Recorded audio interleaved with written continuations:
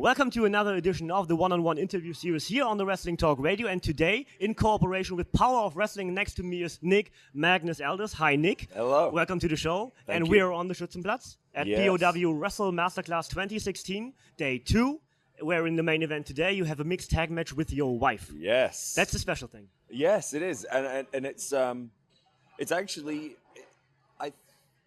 with the exception of it's the first one we've done since our last match in TNA, which was with James Storm and Serena. All right. So yeah, it's cool, to do the mixed tag. It's been a while. Yes. Yeah. That was the only one we've done. This is only the second time we've ever tagged Really? together. Yeah. Awesome. Yeah. When you think of a couple married in wrestling, you would say that they have wrestled together as a tag, as a mixed tag. Yeah. I think, well, obviously by the time we got together and started dating and stuff, obviously she had a very established career. My career was kind of starting to take off in TNA. And so, we didn't really acknowledge, really that we were a couple in terms of wrestling, and then when we finally when we acknowledged it later on and we used it for a TV angle in TNA and stuff like that, there's, now we're okay with the idea. If there were maybe occasionally someone might suggest, maybe we would always say no because it didn't make any sense. We weren't like I was a bad guy, she was a good guy, and all that sort of thing. So, but for now, now it's obviously we're married, it's different. You're looking forward to it? Yeah. Yeah. Oh yeah. I mean, she's excellent in the ring. That's the truth is that we have a obviously our relationship is sort of in spite of wrestling, but at the same time, have a profound respect for her ability and career. So. Are you talking about me again? Yes. What What are you doing in here? Hi. Hello. Hello. I wanted to come say hi. I heard you. I could hear my name from all the way over there. Mickey James, now on. Hello. Hello. I just talked about that you have a mixed tag match tonight. Big mixed tag match. And I was about to ask, it's not only special for you two tagging up, but it's also special for Germany, for the Schützenplatz, for POW, because it's the first time that kind of stuff happens. Right. Yeah. I am beyond honored and excited to be here and to wrestle for the first time here in a very long time. So in Germany, that is. I've never been to POW before last night. Yeah. Well, it goes a lot to to the knowledge and the respect we have for Tony Sinclair. He reached out to me last year, and obviously I came and performed at the Schützenplatz last year. I had such a great time, and when I told Mickey about it, then when Tony contacted us this year and said we would really like to have you both, I said absolutely. We jumped at that chance because this is truly one of my favorite venues now. I love wrestling here. Yeah. It is always the expression in Germany, the Schützenplatz is so special because of CWA history and everything that happened in Hanover at the time of CWA. So is that, I don't know what the expression is, but is that shipping over to England and to America, that the Schützenplatz is that special in wrestling? I'm somewhat aware of it because of Doug Williams. Doug obviously has a long established history in Germany, and I was not as familiar with the history of wrestling in Germany, but thanks to Doug and Tony and so many of these legendary English wrestlers who did so well over here. Mickey is greatly influenced by Fit Finlay, who had a very established career here in Germany. So between all those things, he helped me so much during my career, especially through WWE, and it's one of my favorite people of all time. I love you, Fit. Yeah. So. We will talk in a moment or two because I have questions for you as well, Mickey. No, we will not. No, she's the nicest person ever.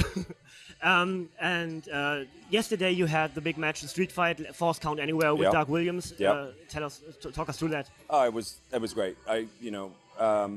He's hurting today. Yeah, I mean, there's no way you get through matches like that without a few bumps and bruises. Like I'll be sore next week. And then over the next coming days, it will really set in. But that was so fun. I was so glad to be a part of that. It's Doug, right? Yeah, I mean he's the best of the best. Yeah, it's always the storyline is the one thing, but when you have a guy you can trust so much, and when you know him so much, tagging like all over the world, held multiple titles in Japan, and he did so much for me even before that. But he spoke up for me to promoters in England to get me booked and volunteered to wrestle me himself. Yeah. You know, in order to show that I was, you know, that I had a future, and you know, you don't forget that stuff. Of course.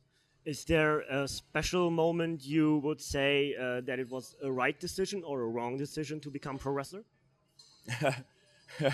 Well, you know, when Right and wrong. yeah, there are Okay. times of both. You know, for me, you know, standing in the middle of Wembley, you know, with sort of 10,000 people, Yeah. you know, and the reaction I got there, and when I came back after taking some time off at the end of 2012, when I came back in 2013 in Manchester, like you know, those are moments where you go like, this is exactly what I wanted. You know what I mean? This is exactly what you wish for.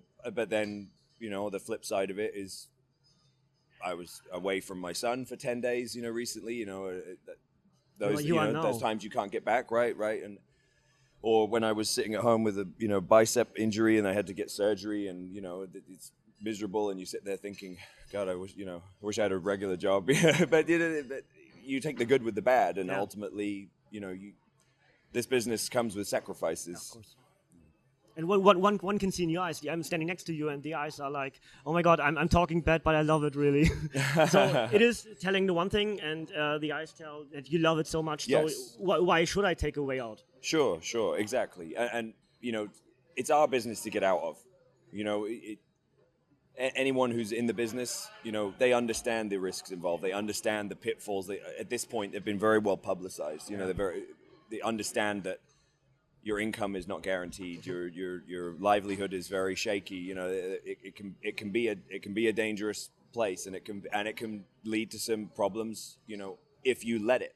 But you have to take control of it, and you have to, you know, step back and understand the difference between, you know, being a fan and being what you wanted to be, you know, all your life, and you know, being a professional and being an adult and saying this is the right thing to do. Yes, so has wrestling changed for you since being a father? Yes. In which form? For me, I think that after becoming a father, I was less. The small things, just I wouldn't let them bother me anymore. Mm-hmm. Like I used to get. So I would get so wound up. I was wound very tight at TNA by the end. You know, I was, and you know, that was my fault. It wasn't anyone else's fault. That was mine. But when Donovan was born, you just dedicate so much of your energy in a positive direction. Mm-hmm. You know, it really does give you a purpose. And for me now, there was an immediate perspective all the time. It was like, this doesn't matter. You know, like just get on with it, do business, go home. You know, take care. And I had the pleasure of being with you yesterday when we were walking through Hanover and eating at the restaurant. I always say you two are such a great couple. In wrestling, that's rare. People finding each other, of course, but that you can see that there's love, not because of just wrestling, but love. So that's really rare. It's amazing to see. Yeah. Thank you very much. it is rare. Yeah. Yeah. I guess I don't. You know, we know other couples in the business who you know have great relationships, and you know, and then we've seen some that you know maybe not so much. I think that as long as it's kind of like what I mentioned before, as long as you always maintain a perspective, mm-hmm. you know, and you know, her career is her career, my career is my career. Sometimes they overlap, you know, as long as you maintain that mm-hmm. basis, and that with the exception of wrestling, we didn't have very much in common. You know, you know, I mean, I'm English, you know, she's American, you know, we're into totally different things. You know, we have some different beliefs, and that's probably why we've been able to, you know, to stay together and be married, because if we were on the same page with everything, we would have become, I think, this unit, you know, that, and then that can become troublesome. Just, you know, existing next to each other. Yes, and whereas, you know, we, especially in the beginning, we made a concerted effort to try and kind of keep it private, mm-hmm. because my career wasn't quite established enough yet, and I was, you know, and we knew that I had to get a foothold in the business myself, so that you don't want to so have everything because of her, but because of yourself. Yes, exactly. Exactly. So, you know, and I thought we did that well, and mm-hmm. now, now we're more, like I said before, now we're more comfortable to embrace stuff like mixed tags and all that sort of stuff because, I feel like I've got enough track record myself. Guess so, yeah. Numerous titles. I could name them, but you can look up YouTube and Google yourself. So as part of the interviews, always there's a question when you look to the next 2, 5, or 10 years, what's to expect from Magnus? It's tough to say. We've been dedicating a lot of energy to things outside of wrestling. I would hope that within 10 years, we would have an established company or set of companies. We have a couple of different things we're working on. Within the next 2, I would love an opportunity to wrestle on television again. Right. I miss being on television. You have to be on TV. You've got to be in it to win it. And I hope that in the next 5 years, more opportunities emerge for all of us, in the business. And I've just got to be ready to take one when it comes my way. Right. The business is weird in 2016. When you look into the last, 5 years maybe, and especially in 2016, it's like, has it been the same in 2015? No, it hasn't. And it's really constantly changing. Yes. Is that a good thing, being part of wrestling, or is it, well, it's not the thing I loved once? I think that there's more variety now in wrestling than ever, because I think now with the internet and with on-demand entertainment and everything, people have so much more access to the reachability, all the different sort of variations of the genre that